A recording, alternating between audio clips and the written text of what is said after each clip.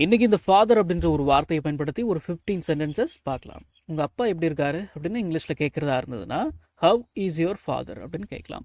How is your father அப்படின்னு உங்களை பார்த்து யாரோ ஒருத்தங்க கேட்குறாங்க. இதுக்கு நீங்க எப்படி பதில் சொல்லுவீங்க? உதாரணத்துக்கு அவர் நன்றாக இருக்கிறார் அப்படின்னு சொல்லணும். அவர் நல்லா இருக்காரு. எப்படி சொல்லலாம்? ஒண்ணுமே இல்லை, ஹீ இஸ் குட்னு சொல்லுங்க, இல்லை ஹீ இஸ் ஃபைன் அப்படின்னு சொல்லுங்க. சரிங்களா? ஹீ இஸ் குட் அப்படின்னாலும் ஹீ இஸ் ஃபைன் அப்படின்னாலும் அவர் நல்லா இருக்காரு அப்படின்னு அர்த்தம். சரி, உன்னோட அப்பான்னு சொல்லிக்கிறதுல எனக்கு ரொம்ப பெருமையா இருக்கு. உன்னோட அப்பான்னு சொல்லிக்கிறதுல எனக்கு ரொம்ப பெருமையா இருக்கு அப்படின்னு பேசணும். எப்படி பேசலாம்? எப்படி பேசலாம் அப்படின்னா I am proud to be your father அப்படின்னு பேசலாம். I am proud to be your father. உன்னோட அப்பான்னு சொல்லிக்கிறதுல எனக்கு ரொம்ப பெருமையா இருக்கு. உங்க அப்பாவை நான் நேற்று பார்த்தேன். உன்னோட அப்பாவை நேற்று நான் பார்த்தேன் அப்படின்னு பேசணும்.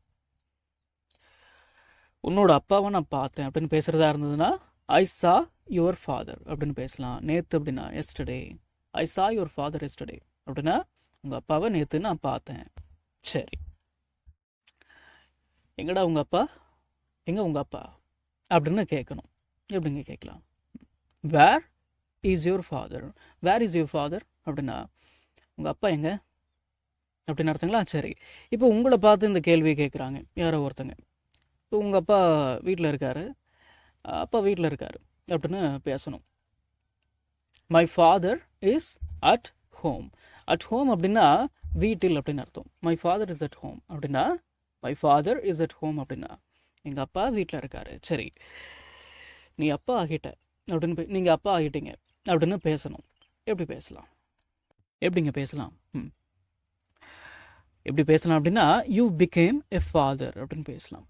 யூ பிகேம் எ ஃபாதர் அப்படின்னா நீ அப்பா ஆகிட்ட, நீங்கள் அப்பா ஆகிட்டீங்க அப்படின்னு அர்த்தம். சரி, நீ உங்கள் அப்பா மாதிரியே இருக்க, நீ உன்னோட அப்பா மாதிரியே இருக்க அப்படின்னு பேசணும். எப்படிங்க பேசலாம்? You are just like your father அப்படின்னு பேசலாம். You are just like your father. நீ உங்கள் அப்பா மாதிரியே இருக்க. சில வீட்டிலலாம் பேசுவாங்க, உன் அப்பனை அப்படியே உரிச்சு வச்சுட்டு பிறந்திருக்க நீ, உங்கள் அப்பனே அப்பந்தான் நீ அப்படின்னு பேசுவாங்க. You are just like your father. அதுக்கும் இப்படி தான் பேசி ஆகணும். சரிங்களா? சரி, உங்கள் அப்பாவை கூப்பிடு, உங்கள் அப்பாவை கூப்பிடு அப்படின்னு பேசணும். எப்படி பேசலாம் அப்படின்னா call your father. Call your father அப்படின்னா உங்கள் அப்பாவுக்கு கால் பண்ணு அப்படின்னு அர்த்தம் எடுத்துக்கலாம். உங்கள் அப்பாவை கூப்பிடு அப்படின்னு கூட அர்த்தம் எடுத்துக்கலாம். சரிங்களா? மனசில் வச்சுக்கோங்க. எங்கள் அப்பா எப்பயுமே பிஸியாக தான் இருப்பார், எங்கள் அப்பா எப்பயுமே பிஸியாக தான் இருப்பார் அப்படின்னு பேசணும். எப்படி பேசலாம் அப்படின்னா my father is always busy அப்படின்னு பேசலாம். My father is always busy. எங்கள் அப்பா எப்பயுமே பிஸியாக தான் இருப்பார், எங்கள் அப்பா எப்பயுமே வேலையாக தான் இருப்பார் அப்படின்னு அர்த்தம். சரி, உங்கள் அப்பாவுக்கு எத்தனை வயசு? உன்னோட அப்பாவுக்கு எத்தனை வயசு அப்படின்னு கேட்கணும். எப்படி கேட்கலாம் அப்படின்னா how old is your father அப்படின்னு கேட்கலாம். உங்கள் அப்பாவுக்கு எத்தனை வயசு? சரி, உங்கள் அப்பா பார்க்கறதுக்கு நல்லவராக தான் தெரிகிறாரு, உங்கள் அப்பா பார்க்கறதுக்கு நல்ல மனுஷனாக தான் தெரிகிறாரு அப்படின்னு பேசணும். Your father seems very nice அப்படின்னு பேசலாம். Your father seems very nice. உங்கள் அப்பா நல்லவராக தான் தெரிகிறாரு, உங்கள் அப்பா பார்க்கறதுக்கு நல்லவராக தெரிகிறாரு அப்படின்னு அர்த்தம். சரி, எங்கள் அப்பா இதுக்கெல்லாம் அலோவ் பண்ண மாட்டார் அப்படின்னு பேசணும். எப்படிங்க பேசலாம்? My father won't allow it அப்படின்னு பேசலாம். My father won't allow it. எங்கள் அப்பா இதுக்கெல்லாம் அலோவ் பண்ண மாட்டார். இந்த வில் நாட் இதோட ஷார்ட் ஃபார்ம் தான் ஓன்ட். அது நமக்கு தெரியும் இல்லைங்களா? சரி, உங்கள் அப்பா என்ன வேலை பார்க்குறாரு? உங்கள் அப்பா என்ன வேலை பார்க்குறாரு? உங்கள் அப்பா என்ன பண்ணுறாரு அப்படின்னு கேட்கணும். எப்படிங்க கேட்கலாம்? What does your father do அப்படின்னு கேட்கலாம். What does your father do. What does your father do அப்படின்னா உங்கள் அப்பா என்ன வேலை பார்க்குறாரு அப்படின்னு அர்த்தம். சரி, நான் அப்பாவாக போகிறேன், நான் அப்பாவாக போகிறேன் அப்படின்னு பேசணும். எப்படி பேசலாம் அப்படின்னா I am going to be a father. I am going to be a father அப்படின்னா நான் அப்பா ஆக போகிறேன்.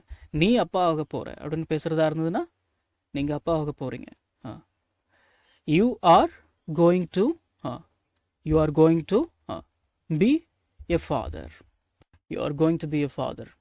நீங்கள் அப்பா ஆக போகிறீங்க.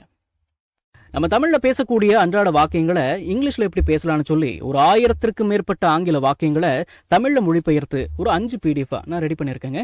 ஒரு PDFலையும் 200க்கும் மேற்பட்ட ஆங்கில வாக்கியங்கள் தமிழ் மொழிபெயர்ப்போடு இருக்குங்க. ஸ்க்ரீனில் தெரிகிற மாதிரி ஒரு PDFோட ப்ரைஸ் வந்து பார்த்தீங்கன்னா 49 rupees. ஆனால் இந்த 5 PDFையும் நீங்கள் 250 ரூபா கொடுத்துலாம் நீங்கள் வாங்க தேவையில்லை. ஜஸ்ட் 199 rupees பே பண்ணி நீங்கள் வாங்கிக்கலாம். உங்களில் சில பேருக்கு இந்த ப்ரைஸ் கொஞ்சம் அதிகமாக தெரியலாம். உங்ககிட்ட நான் பணிவோட சொல்லிக்கிறது என்னன்னா, இந்த 5 பிடிஎஃப் ரெடி பண்ணுறதுக்கு எனக்கு 1 வாரம் டைம் எடுத்துக்கிச்சுங்க. ஸோ அந்த டைமுக்கு தான் நான் உங்ககிட்ட பணம் கேட்குறேனே தவிர மற்றதெல்லாம் எதுக்கும் கிடையாதுங்க. நீங்கள் புரிஞ்சுப்பீங்கன்னு நான் நம்புகிறேன். பிடிஎஃப் இப்படி தாங்க இருக்கும். ஸோ விருப்பம் உள்ளவங்க ஸ்க்ரீனில் தெரியிற நம்பருக்கு கால் பண்ணுங்கள்.